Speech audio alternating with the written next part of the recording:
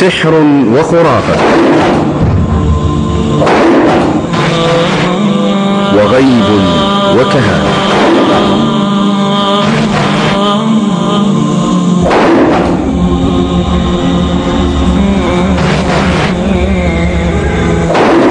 كرامات وأولياء وشياطين تتلاعب بالضعفاء.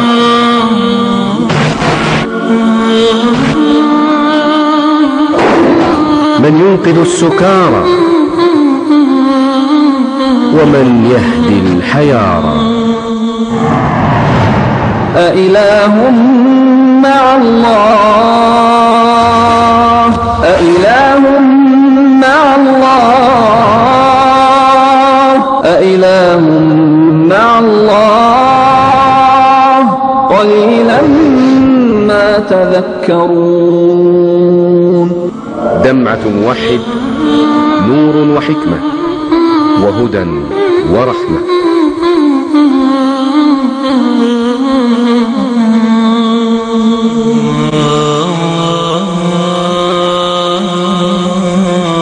أيها المشاهدون والمشاهدات في كل مكان، سلام الله عليكم ورحمته وبركاته. هذه باكورة حلقات برنامجكم الجديد دمعة موحد، إشارة تنبيه لكل مشاهد ومشاهدة إذا كان يظن أن هذا البرنامج مجرد برنامج عادي أو أن ما سيطرح فيه سيطرح بقالب تقليدي فليتحول إلى قناة أخرى، ولكني على ثقة تامة أنكم ستكونون معنا بإذن الله، وأرجو الله قبل ذلك أن يكون سبحانه معنا إذ نحن نتحدث عن حقه سبحانه وتعالى التوحيد.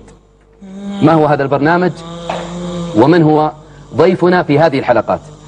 برنامجنا دمعة موحد، دمعة في عين كل مسلم يركع لله ويسجد ويصمد إليه ويعبد، ثم يرى إخوانا له يقعون في أعمال أو اعتقادات أو أقوال تقطع الطريق إلى الله، بل تتعدى الخطوط الحمراء في مقام الألوهية. فأي قلب يستطيع أن يمسك نفسه بين الضلوع، وأي عين تستطيع أن تمسك عنها الدموع؟ دمعة موحد نور وحكمة وهدى ورحمة.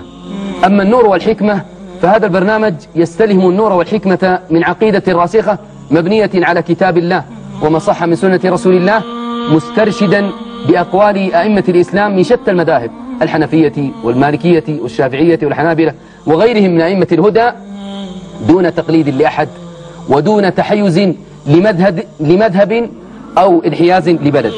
وأما الهدى والرحمة فهي رسالة البرنامج، نرجو الله عز وجل أن يهدي بها كل ضال وأن يرحم بها كل حائر. لن نكتفي بأنوار الحكمة ولا برسائل الهدى والرحمة، بل سندع الصورة تتحدث.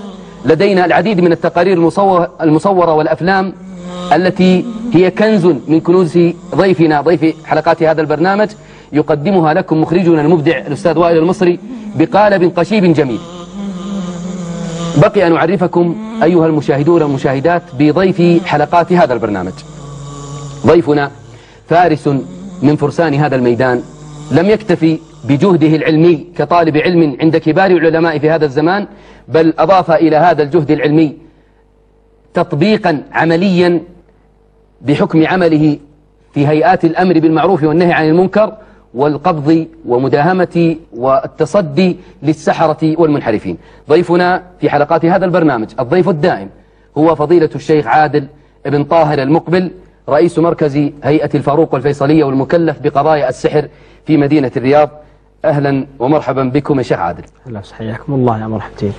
شيخ عادل، نحن الآن قبل أن نعرض التقرير المصور الأول، الفيلم الوثائقي الأول في هذه الحلقة، بودنا حفظكم الله بإطلالة حول هذا البرنامج. لماذا دمعة موحد؟ لماذا التوحيد الذي نتحدث عنه في حلقات هذا البرنامج؟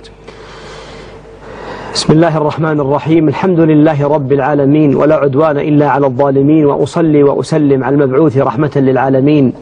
أما لماذا دمعة موحد؟ فلأن التوحيد هو أساس كل شيء الذي تقوم عليه بناء الأمم، فصلاح كل أمة ورقيها مربوط بسلامة عقيدتها وسلامة أفكار أولئك القوم. قريش لا سيادة، لا قيادة، لا ريادة، لا حضارة، قياسا بفارس والروم. مجموعة من الأعراب ليس عندهم إلا الشعر، إما يوقد نار فتنة، وليس بغريب ولا خاف على كل عربي داحس والغبراء وما حصلت فيها، يتبعون أذناب الإبل والبقر في شعاب مكة. لكن لما حققوا الواحد الفرد الصمد وطأوا بأقدامهم المتوضئة، أولئك الموحدين دكدكوا عروش قيصر وكسرى. التوحيد هذا رسالة الرسل كلهم، ما من رسول من نوح عليه السلام إلى محمد صلى الله عليه وسلم إلا جاء بهذه العقيدة. كلهم يقولون اعبدوا الله ما لكم من إله غيره. فالله جل وعلا ما خلق الخلق إلا ليعبدوه، فقال جل وعلا وما خلقت الجن والإنس إلا ليعبدون.